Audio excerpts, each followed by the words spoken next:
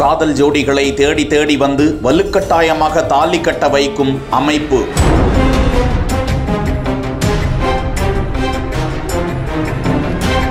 சர்ச்சைகளை தொடர்ந்து காவல்துறையினர் காதல் ஜோடிகளை திருப்பி அனுப்பி வைத்து பாதுகாப்பு.